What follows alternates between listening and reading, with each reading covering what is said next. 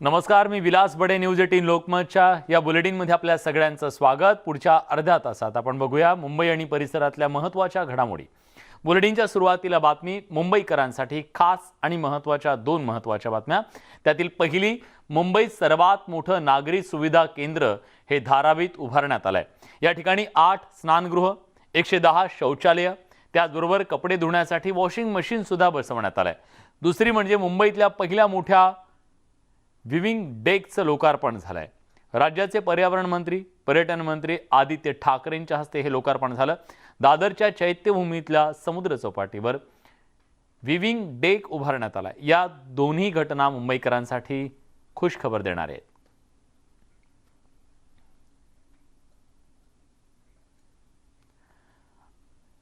मुंबईतल्या धारावीत उभारण्यात आलेल्या नागरी सुविधा केंद्रात नेमक्या काय सुविधा आहेत पाहूयात.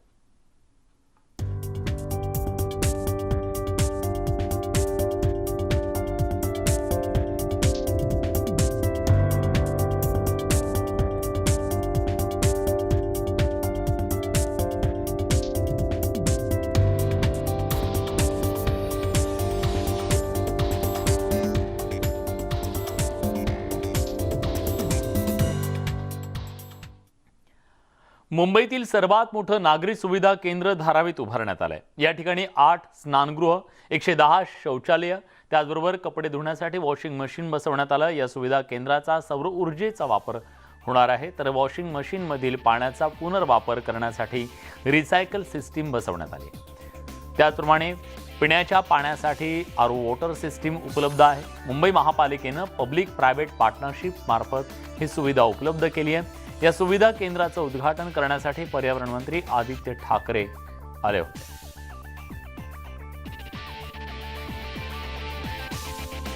मुंबई महानगरपालिकेच्या पार्टनरशिपमध्ये HSBC आणि हिंदुस्तान युनिलिव्हर यांनी धारावीत मला वाटतं 111 सीट्सचं म्हणजे कदाचित सगळ्यात मोठं सुविधा केंद्र उघडलेलं आहे. ह्याच्यात चांगली गोष्ट हीच आहे की इथे नुसतं टॉयलेट्स नाहीत तर आंघोळीसाठी जागा आहे, टॉयलेट्स तर आहेतच, लॉन्ड्री देखील आहे. आणि महत्त्वाची गोष्ट ही आहे की इथे महिला पुरुष वेगळ्या वेगळ्या विंग्समध्ये आहेत. 3 मजल्याची ही बिल्डिंग आहे. प्रत्येक पाण्याचा थेंब ह्या टॉयलेटमध्ये जो वापरला जाईल, नळातून असेल, शॉवरमधून असेल, फ्लशमध्ये असेल, तो इथे रिसायकल करून पुन्हा वापरला जाईल. इथेच त्याच्यावर ट्रीटमेंट होणार आहे. आणि मला वाटतं 80% ही बिल्डिंग ही सोलर एनर्जीवर चालेल. मुंबई महानगरपालिकेनं आता PPEच्या माध्यमातून मुंबईकरांसाठी मुंबईतील सर्वात मोठं सुविधा केंद्र बनवलेलं आहे. विशेष म्हणजे या सुविधा केंद्रामध्ये नागरिकांना कपडे धुण्यासाठी सुद्धा सुविधा उपलब्ध आहेत. अशा पद्धतीचे वॉशिंग मशीन्स इथे बसवण्यात आलेले आहेत. आणि सगळ्यात महत्त्वाचं म्हणजे 3 मजली अशा पद्धतीचं हे शौचालय असणार आहे, जिथे महिलांसाठी पुरुषांसाठी वेगवेगळ्या पद्धतीनं शौचालय असणार आहेत. आणि दुसरा महत्त्वाचा मुद्दा म्हणजे या केंद्रामध्ये वापरलं जाणारं पाणी पूर्णपणे रिसायकल केलं जाणार आहे आणि त्याचा वापर फ्लशसाठी केला जाणार आहे. खरं तर या सुविधा केंद्रांसारखी 10 सुविधा केंद्र मुंबईभर असणार आहेत. मुंबई महानगरपालिकेनं पहिल्यांदाच धारावीसाठी हा एक प्रकल्प उभारलेला आहे. अतिशय स्वच्छ अशी ही शौचालय इथे उभारण्यात आलेली आहेत. महिलांसाठी खास बजर्स सुद्धा इथे बसवण्यात आले. पॅनिक बजर्स हे इथे आहेत. ते कशा पद्धतीचे आहेत ते आपण सगळ्यात आधी बघूयात. हे सॅनिटरी पॅड्सचं वेंडिंग मशीन इथं आहे. तर हे आपत्कालीन बटनसुद्धा इथे देण्यात आलेलं आहे. या संपूर्ण सुविधा केंद्रामध्ये वापरली जाणारी वीज ही सौर ऊर्जेवरती वापरली जाणार आहे. त्यामुळे कुठेही पाण्याचा अपव्यय नाही आहे, ऊर्जेचा पुनर्वापर केला जातो आहे. त्यामुळे मुंबई महानगरपालिकेनं सुरू केलेले हे सुविधा केंद्र अनेकांच्या आकर्षणाचं केंद्र बनणार आहेत. आणि म्हणूनच आगामी काळात अगदी महामार्ग असतील किंवा मुंबईच्या गल्लोगल्ली असे सुविधा केंद्र उभारण्याचा मानस मुंबई महानगरपालिकेचा असणार आहे. व्हिडिओ जर्नलिस्ट रमेश भटसह सुस्मिता भदाणे पाटील, न्यूज 18 लोकमत, मुंबई. मुंबईतल्या पहिल्या मोठ्या विविंग डेकचं लोकार्पण झालंय. राज्याचे पर्यावरण मंत्री, पर्यटन मंत्री आदित्य ठाकरेंच्या हस्ते याचं लोकार्पण झालं. दादरच्या चैत्यभूमीतल्या समुद्र चौपाटीवर विविंग डेक उभारण्यात आलं. पर्यटकांना समुद्र आणि समोरील वरळी सीलिंग निहाळता यावा यासाठी ही आकर्षक अशी गॅलरी तयार करण्यात आलेली आहे. परदेशात सुद्धा अशा प्रकारच्या गॅलरीज असतात आणि मुंबईकरांसाठी सुद्धा आता ही सुविधा उपलब्ध करून देण्यात आली. खरं सौंदर्य अनुभवायचं असेल तर समुद्र किनाऱ्यावरती तुम्ही नक्कीच भेट देतात, परंतु आता मुंबईमध्ये पर्यटनाच्या नव्या सीमा विविंग डेकच्या माध्यमातून उलगडताना पाहायला मिळत आहेत. आजच दादर येथील चैत्यभूमीच्या समुद्र किनाऱ्यालगत विविंग डेक मुंबई महानगरपालिकेने स्थापन केला आणि याचं लोकार्पण सुद्धा करण्यात आलेलं आहे. आदित्य ठाकरे यांनी स्वतः इथे उपस्थित राहून पर्यटनाच्या दृष्टीने हा विविंग डेक किती महत्त्वाचा आहे याचा अनुभव सांगितला. मुंबईतील सगळ्यात मोठा आणि पहिला हा विविंग डेक असणार आहे, ज्यामध्ये चैत्यभूमी आणि लगतचा परिसर असेल, इथे येणाऱ्या पर्यटकांना मोकळा श्वास घेता येणार आहे. या विविंग डेकच्याच खाली साधारणपणे 40 ते 44 ड्रेन वॉटर स्टोर्म्स जे आहेत ते बनवण्यात आलेले आहेत. या परिसरामध्ये येणाऱ्या पर्यटकांसाठी हा विविंग डेक अतिशय महत्त्वाचा आहे, कारण समोर चैत्यभूमी आहे आणि या विविंग डेकचं नाव माता रमाबाई आंबेडकर विविंग डेक असं ठेवण्यात आलेलं आहे. खरं तर पर्यावरण मंत्री झाल्यापासून परदेशातील संकल्पना मुंबईत आणण्यासाठी आदित्य ठाकरे यांचा विशेष प्रयत्न असतो आणि अशा पद्धतीनं विविंग डेक बनवताना इथं काही प्रमाणात झाडं लावण्यात आलेली आहेत, जिथं येऊन तुम्ही कुटुंबियांसोबत सेल्फी काढू शकतात. आणि सगळ्यात महत्त्वाचं म्हणजे चैत्यभूमी त्यासमोर वरळी सिलिंग जो आहे, वरळी वांद्रे सिलिंग, याचा सुंदर अनुभव एकाच ठिकाणी उभं राहून पर्यटकांना या विविंग डेकमुळे मिळणार आहे. व्हिडिओ जर्नलिस्ट रमेश भटसह सुस्मिता भदाणे पाटील, न्यूज 18 लोकमत, मुंबई. मुंबईत साधारणपणे आपले 40 की 44 असे स्टॉर्म वॉटर ड्रेनचे आउटफॉल्स आहेत. इथे जसं आहे तसं त्या दिवशी आपण नरिमन भट जेटीला बघितलं, वाळकेश्वरला ह्याचं काम चालू आहे असंच. आणि आजचं जे आपण करत आहोत इथे देखील आपण बघत असाल आधीपासून असंच एक आउटफॉल होतं. वर्षांवर्षाची मागणी होती की इथे काहीतरी चांगलं व्हावं, कारण अर्थात इथे खूप लोक येतच असतात. बाजूला चैत्यभूमी आहे आणि इथे देखील लोक आल्यानंतर कुठे बसायचं, कुठे थोडं वावरायचं हा प्रश्न होता.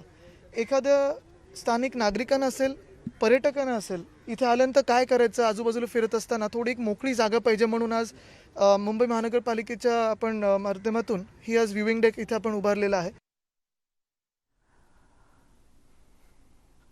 मुंबईतल्या ताडदेव भागातल्या वसंतराव चौक उद्यानाचं पर्यावरण मंत्री आदित्य ठाकरे यांच्या हस्ते लोकार्पण करण्यात आलं. या उद्यानात MP थिएटरची सुविधा उभारण्यात आली आहे. याच उद्यानात 8 फुटी शंखशिल्पाचंही आदित्य ठाकरेंच्या हस्तेच उद्घाटन करण्यात आलं. भाजप आमदार मंगल प्रभात लोढाई यावेळी उपस्थित होते. शहराचा विकास करताना सर्व पक्ष एकत्रित असल्याचं आदित्य ठाकरे म्हणाले. राज्यात कोरोनाचा धोका कमी होऊ लागल्याची माहिती आरोग्यमंत्री राजेश टोपेने दिली आहे. त्यामुळे नाट्यगृह, सिनेमागृह, हॉटेल, बार, रेस्टॉरंट पूर्ण क्षमतेनं सुरू करण्याचा कल असल्याचं आरोग्यमंत्री राजेश टोपेने म्हटलंय. फेब्रुवारीच्या शेवटच्या आठवड्यात पूर्ण क्षमतेनं हे सगळं सुरू करणार असल्याची माहिती आरोग्यमंत्री राजेश टोपेने दिली आहे.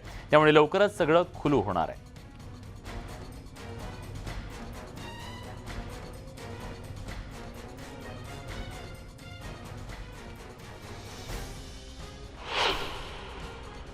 सगळंच आता काय, आता अनलॉक झाले काय राहिले अजून नाही. आज तशी कुठलीही चर्चा झालेली नाही, परंतु एक नक्की आहे की संख्या 6,000च्या दरम्यान सध्या दररोज येते. ज्या ज्या काही गोष्टी आहेत इथून पुढच्या काळात कुठल्याही आता जाचक गोष्टी राहणार नाहीच आहेत. ज्या आहेत त्या आता हळूहळू कमीच होतील आणि ज्या काही निर्बंध सध्या थोडेफार जे अस्तित्वात आहेत ते सुद्धा हळूहळू कमी करण्याच्या दृष्टिकोनातून आमचा मानस आहे. मुंबई महानगरपालिकेवर प्रशासक नेमला जाणार आहे. येत्या 7 मार्च नंतर ही कारवाई करण्यात येणार आहे, अशी माहिती राष्ट्रवादी काँग्रेसचे प्रवक्ते नवाब मलिक यांनी दिली आहे. ज्या महापालिकेची मुदत संपते तिथे प्रशासक नेमता येतो, मात्र मुंबई महानगरपालिकेचा कायदा वेगळा आहे. त्यामुळे मुंबई महानगरपालिकेवर प्रशासक नेमता येत नाही. परिणामी मुंबई महापालिकेच्या कायद्यात बदल केला जाणार आहे.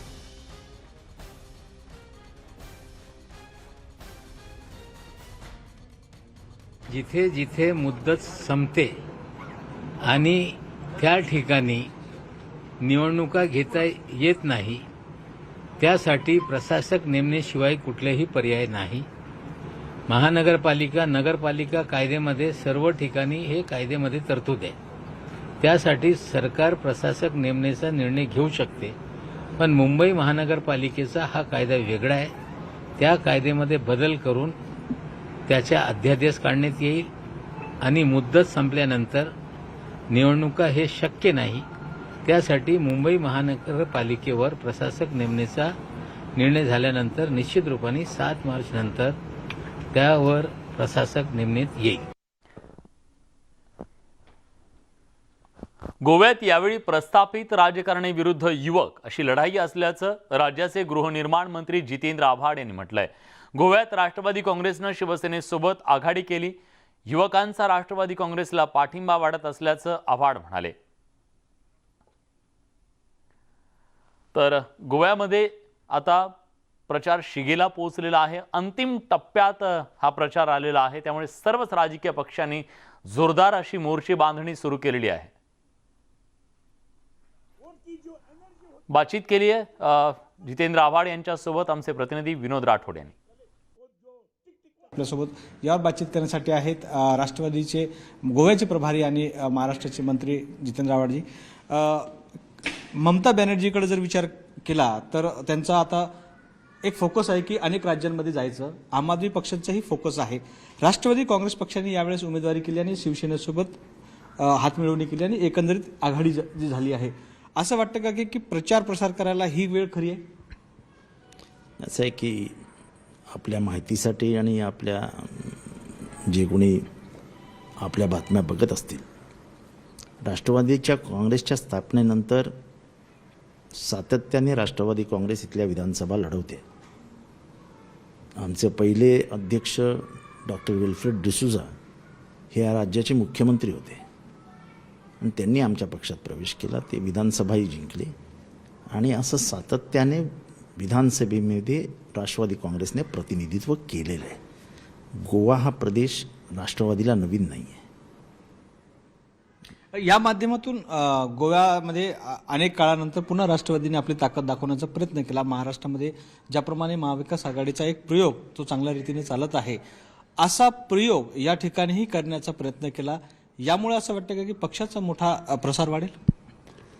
असे प्रत्येक पक्षाचा कार्यकर्त्याला वाटतंच की आपला पक्ष वाढावा आणि त्याच्यासाठी तो सर्वदूर प्रयत्न करत असतो. तसंच राष्ट्रवादी प्रयत्न करते आहे आणि आज आम्ही 14 जागा उभ्या केल्या आहेत. शिवसेनेने काही जागा उभ्या केल्या आहेत.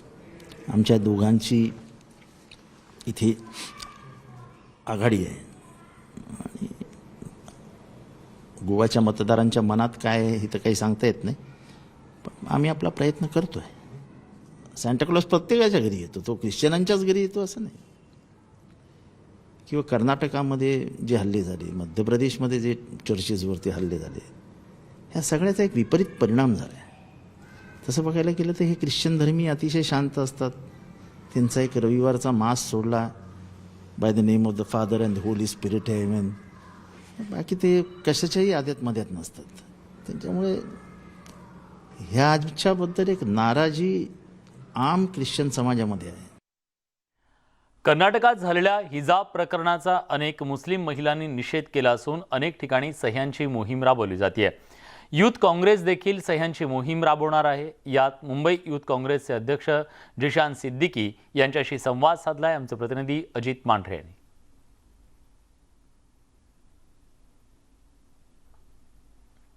आपल्यासोबत जयसिंग सिद्दीकी आहेत, मुंबई यूथ काँग्रेसचे अध्यक्ष. जयसिंगजी, जो प्रकार घडलाय कर्नाटकमध्ये, याविषयी आपलं नेमकं काय मत आहे? देखिए, जो कर्नाटका में हो रहा है वो जो हम सब देख रहे हैं वो बहुत ही दुर्भाग्यपूर्ण है, क्योंकि अगर एक जो स्टूडेंट है और जो महिला है उनको अगर हिजाब पहनकर अगर कॉलेज में जाना हो या स्कूल में जाना हो तो वो उनका कॉन्स्टिट्यूशनल राइट है. वो कुछ भी पहन के जा सकती है और कोई भी रिलीजियस इसमें अगर उनको पहनना है, जैसे हिजाब वो पहन रही है, तो वो उसको एजुकेशन के जो सीमा है उसमें सबको एक तरफ देखना चाहिए. की वजह से किसी को डिफरेंशिएट नहीं करना चाहिए. और जो हो रहा है, जैसे कॉलेजेस ने मना किया लोगों को अंदर आना, और जो वायलेंस हो रहा है वो हम भारतीयों को शोभा नहीं देती है.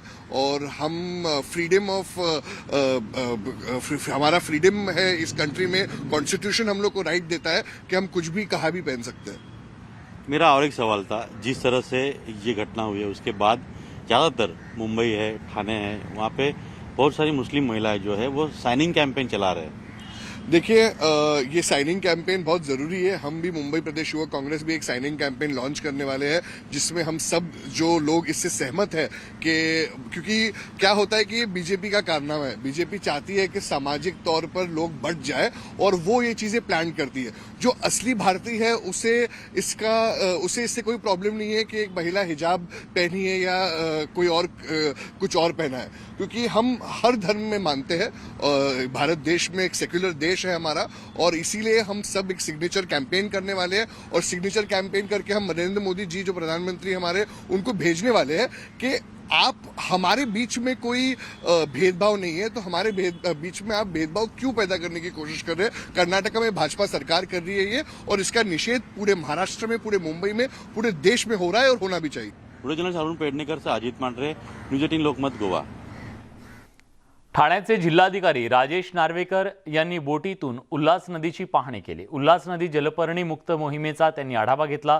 नदीच्या प्रदूषणात गेल्या काही वर्षात वाढ झाली, त्यामुळे नदी जलपर्णीचं प्रमाण मोठ्या प्रमाणात वाढलं. त्यामुळे अनेक सामाजिक संघटना, पर्यावरणप्रेमींनी आंदोलन केलं. त्यानंतर नदीला जलपर्णी मुक्त करण्यासाठी जैविक फवारणी करण्यात आली. त्यामुळे यंदा उल्हास नदीच्या पाण्यावर जलपर्णी आली नाही. परिणामी पाणी स्वच्छ झालंय. आसपासचा परिसर सुद्धा त्यामुळे आकर्षक झालाय. पुन्हा येणार नाही हे पाहण्यासाठी आज इथे आलो होतो आणि मला ही उल्हास नदी बघितल्यावर खरोखर समाधान वाटलं की दरवर्षी ह्या फेब्रुवारी मार्चमध्ये जलपर्णीने पूर्ण भरायला सुरुवात होते. तर यावर्षी जलपर्णीचा कुठे मागमूस दिसत नाही आहे आणि फार स्वच्छ असं पाणी आहे. आता आम्ही बोटीतून जाऊन आलो. जवळपास 3 फूट खाली आम्हाला आमचा कॅमेरा दिसत होता. इतकं पाणी ट्रान्सपरंट झालेलं आहे. तर मला असं वाटतं की प्रयोग यशस्वी होण्याची चिन्ह दिसलेली आहेत. तरी देखील आम्ही पुन्हा मॉनिटर करूच आणि किती काळ त्याचा इम्पॅक्ट राहतो त्याचा पण अभ्यास करू. 30 एकरमध्ये समजा 30 दुने 60 लिटर जर आम्ही औषध फवारलं होतं तर यावर्षी ह्या 30 किलोमीटरमध्ये आम्ही हार्डली 6 ते 8 लिटरच औषध फवारलं आहे. आमची तिसरी फवारणी झाली ते काम आमचं 2-3 लिटरमध्येच झालं.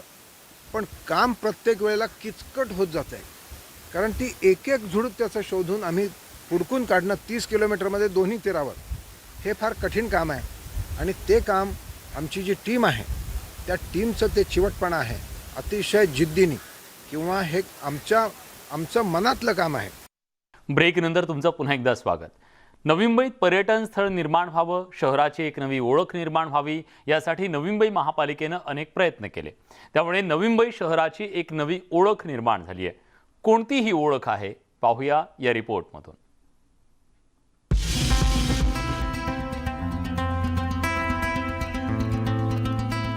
नवी मुंबईत काही ठराविक ठिकाणं सोडली तर पर्यटकांसाठी खास असं ठिकाण नसल्यानं पालिकेनं शहराची एक नवी ओळख व्हावी म्हणून खूप प्रयत्न केले. नवी मुंबईतील अनेक पाणथळ भागात दरवर्षी हजारो मैलांचा प्रवास करून हजारोंच्या संख्येनं फ्लेमिंगो पक्षी येत असतात. हे पक्षी पाहण्यासाठी पक्षीप्रेमी आणि नवी मुंबईकरांची देखील गर्दी होत असते. पालिकेनं हीच बाब लक्षात घेत शहरातील महत्त्वाच्या चौकांमध्ये आणि सार्वजनिक ठिकाणी फ्लेमिंगो पक्ष्यांच्या प्रतिकृती आणि चित्र साकारत नवी मुंबई शहराला फ्लेमिंगो सिटी म्हणून नवी ओळख देण्याचा प्रयत्न केलाय.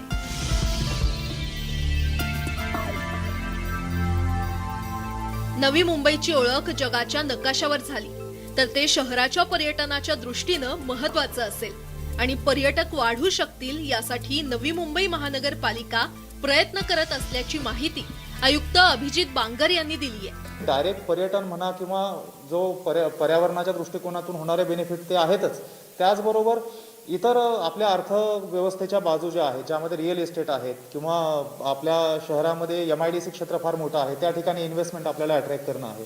इतर अनेक बाबींच्या सुद्धा इनडायरेक्ट त्याचे बेनिफिट्स आपल्याला अनेक प्रकारे होताना दिसू शकतात. या दृष्टिकोनातून नवी मुंबईने ही एक सुरुवात यावेळी केलेली आहे महानगरपालिकेने. शहराला फ्लेमिंगो सिटी म्हणून ओळख प्राप्त करून देणं आणि फ्लेमिंगोचा अधिवास जो आहे त्याच्यासाठी वेटलँड ज्या आहेत त्या प्रोटेक्ट करणं. राज्यातल्या परराज्याबरोबरच परदेशातून जसे फ्लेमिंगो पक्षी येतात त्याचप्रमाणे पर्यटक देखील ह्या शहरामध्ये यावं आणि एक पर्यटन स्थळ ह्या सिटीमध्ये निर्माण व्हावं, हाच एक प्रयत्न नवी मुंबई महानगरपालिकेचा आहे आणि त्याच्यासाठी नवी मुंबई महानगरपालिका आपल्या प्रयत्नाची पराकाष्ठा करताना दिसत आहेत आणि म्हणूनच नव्या मुंबईला एक नवी ओळख देण्याचा प्रयत्न हा आता सुरू आहे. व्हिडिओ जर्नलिस्ट अनिस बाबरसह विनय म्हात्रे, न्यूज 18 लोकमत, नवी मुंबई. तर मुंबई आणि परिसरातल्या या सर्व महत्त्वाच्या घडामोडींसोबत बुलेटिनमध्ये आपण इथेच थांबतोय. ताज्या घडामोडींसाठी बघत रहा न्यूज 18 लोकमत.